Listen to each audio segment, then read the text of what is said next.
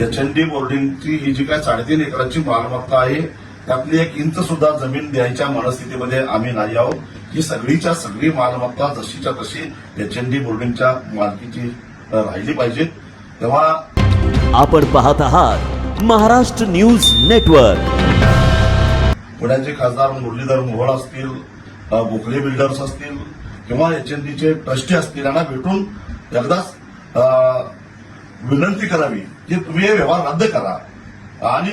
आहे तशी बोर्डिंग पुन्हा चालू करा, असं महाराजांच्या आदेशावरून एकमतानं ठरलं आणि मला सगळ्यांशी संपर्क साधायला सांगितलं। दरम्यानच्या काळामध्ये रात्री 10:30च्या दरम्यान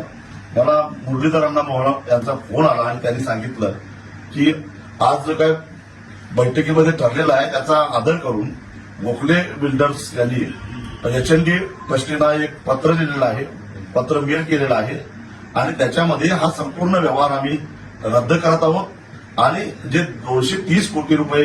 त्यापोटी दिलेले आहेत ते आम्हाला परत द्यावेत अशी विनंती त्यांनी केली आहे।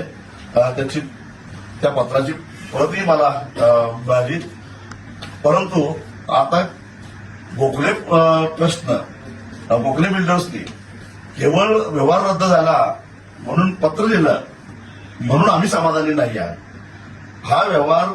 रद्द करण्यासाठी ट्रस्टीनी पुढे आलं पाहिजे आणि हा व्यवहार पूर्णपणे रद्द झाल्याशिवाय, कारण आता आज ह्या क्षणाला या मालमत्तेवर गोखले डेव्हलपर्सचं नाव आहे, ते नाव तेव्हाच कमी होईल जेव्हा हा व्यवहार रद्द होईल आणि हा व्यवहार रद्द होण्यासाठी दोन्ही पार्ट्या पुढे येणं गरजेचं आहे